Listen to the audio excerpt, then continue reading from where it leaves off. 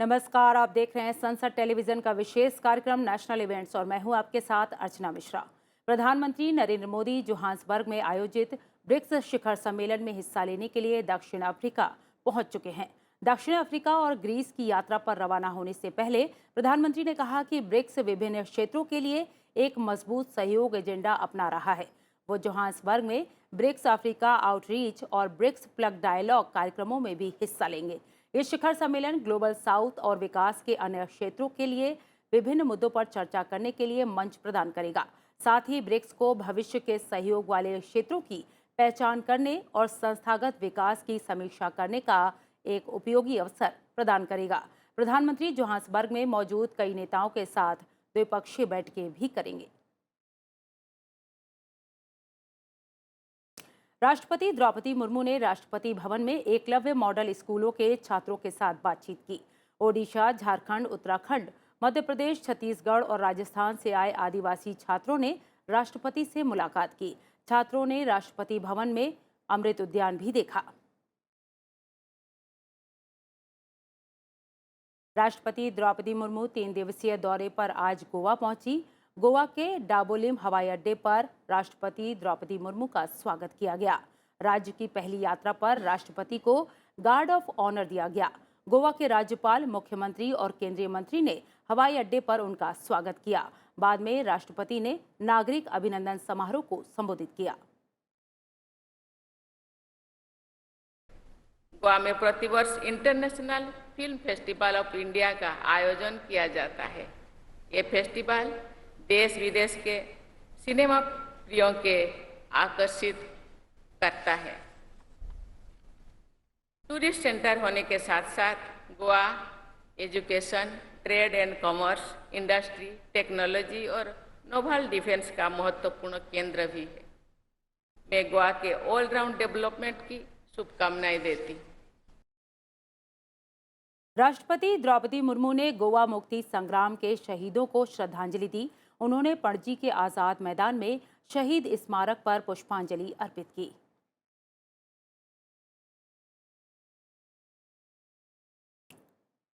उपराष्ट्रपति जगदीप धनखड़ ने सैनिक स्कूल चित्तौड़गढ़ के छात्रों, शिक्षकों से आज मुलाकात की। इस मौके पर उपराष्ट्रपति ने कहा कि वो आज जो कुछ भी हैं सैनिक स्कूल की बदौलत है। उपराष्ट्रपति अपनी स्कूली शिक्षा यहीं से पूरी करें। उपराष्ट्रपति ने युवाओं से भारत को 2047 में विश्व के शिखर पर पहुंचने का संकल्प लेने की अपील की। उपराष्ट्रपति ने कहा कि राष्ट्र सर्वोपरि है, किसी को भी हमारे राष्ट्र और संस्थाओं की छवि को धूमिल करने की अनुमति नहीं दी जा सकती। मेरा आपको एक सजेशन रहेगा, मैं उसका विक्टिम रहा हूं।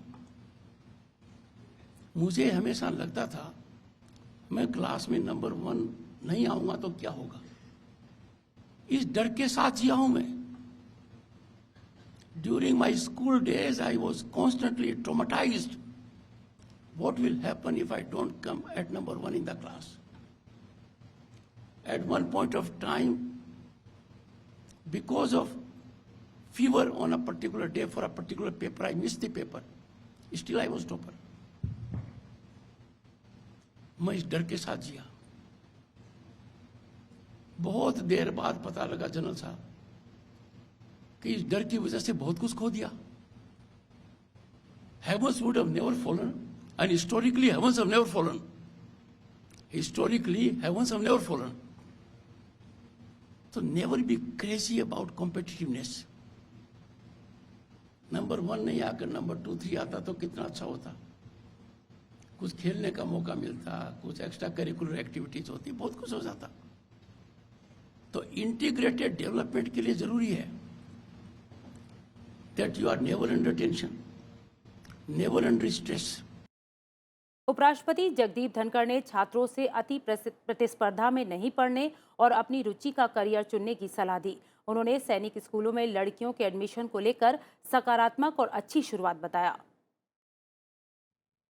बहुत बड़ा बदलाव आया है। There is zero accommodation for corruption. Power corridors have been sanitised of those who extra legally leveraged governmental decisions. ये बड़ा चेंज आया है।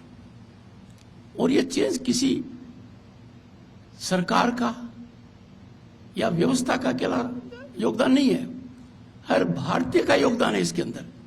It's a cumulative effort. जब इतनी बड़ी ग्रोथ होती है बॉयज एंड गर्ल्स, तो चुनौतियां आती हैं। फिजिक्स तो पढ़ते हो ना, न्यूटन का थर्ड प्रिंसिपल क्या कहता है? बस, तो दुनिया में भी रिएक्शन हो रहा है, कुछ पेट के अंदर भी हो रहा है कि आखिर भारत की इतनी महानतम उपलब्धियों को हम पचा कैसे पाएंगे। कुछ होता है। ऐसे मौके पर I appeal to the youth to be very discerning, be judgmental, consider everything and take a stance। क्योंकि यदि अगर मैं सैनिक स्कूल चित्तौड़गढ़ में, जहां मेरा नॉन बायोलॉजिकल बर्थ हुआ है, वहां पर मेरी चिंता व्यक्त नहीं करूंगा तो कहीं नहीं कर पाऊंगा। बढ़ते हैं अगली खबर की ओर। उपराष्ट्रपति जगदीप धनखड़ ने कहा कि राष्ट्रमंडल संसदीय संघ लोकतंत्र के आधारभूत सिद्धांतों की सुरक्षा के लिए समर्पित है। ये मंच हमें वर्तमान में विधायिका और राष्ट्र के सामने मौजूद गंभीर चुनौतियों के संबंध में गहन विचार विमर्श का अनूठा और अद्वितीय अवसर प्रदान करता है। उपराष्ट्रपति उदयपुर में 2 दिन चले राष्ट्रमंडल संसदीय संघ के 9वें सम्मेलन के समापन सत्र को संबोधित कर रहे थे। उपराष्ट्रपति ने कहा कि लोकतंत्र के मंदिर जो संवाद, बहस और विचार विमर्श के लिए बने हैं, वो इन दिनों अवरोध के केंद्र बन गए हैं। उपराष्ट्रपति ने कहा कि उनका दृढ़ विश्वास है कि सरकार और विपक्ष संसदीय लोकतंत्र में अपरिहार्य भूमिका निभाते हैं। सरकार और विपक्ष के बीच तालमेल महत्वपूर्ण है।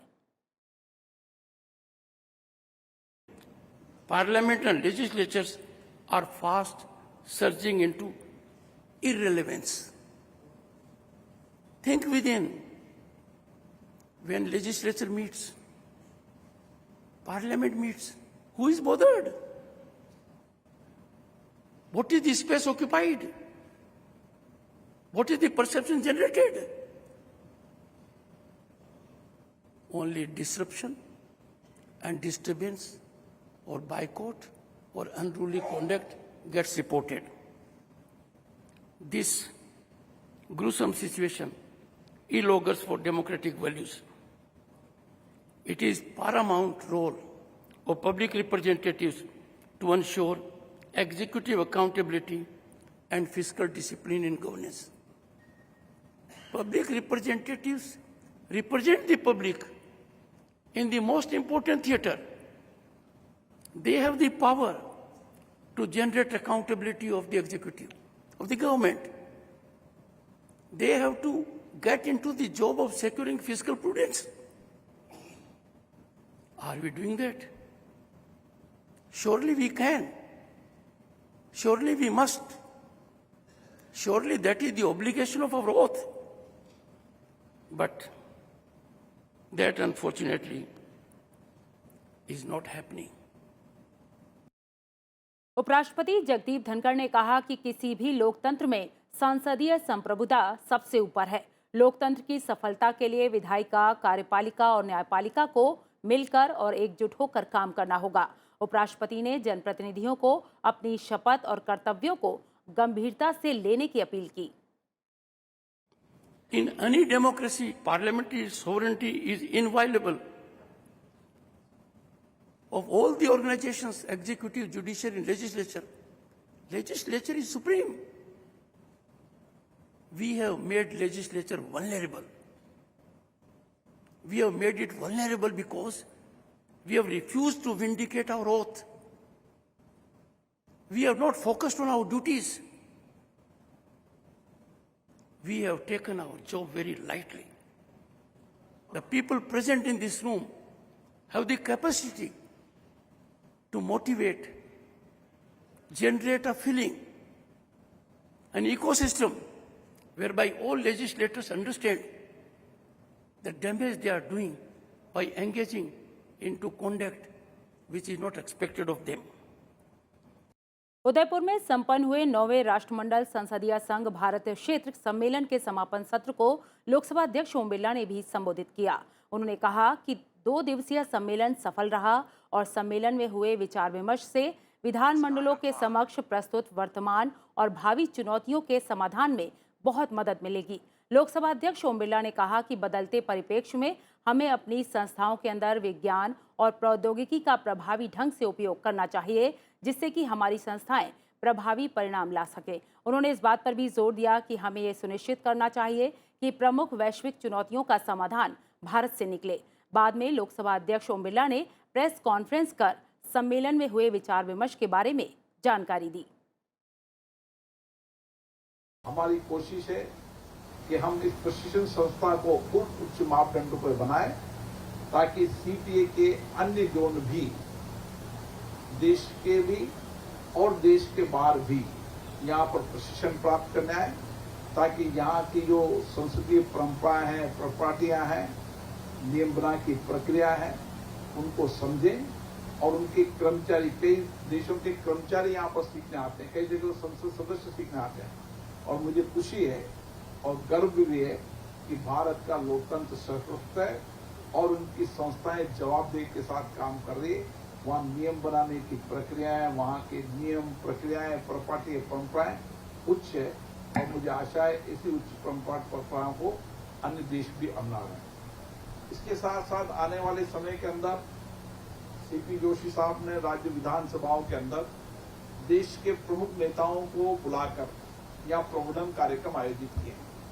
अब 9 जोन बनने के बाद देश के राजनीतिक क्षेत्र के, सामाजिक क्षेत्र के, आर्थिक क्षेत्र के और जो उनका अनुभव लंबा इस संसदीय कार्य में रहे हैं, उनके सबके मिलाकर अनुभव का प्रबोधन कार्यक्रम भी हम हर विधान मंडलों के अंदर कराएंगे, जोन में भी कराएंगे, हर विधान मंडल में भी कराएंगे, ताकि हम और विधायकों की कैपेसिटी को बढ़ा सकें और उनके अनुभव का लाभ हमारे नए विधायकों को मिल सके, नए संसद सदस्यों को मिल सके, ताकि अधिक क्षमता के साथ वो इन विधान मंडलों के अंदर अपना कार्य कर सके।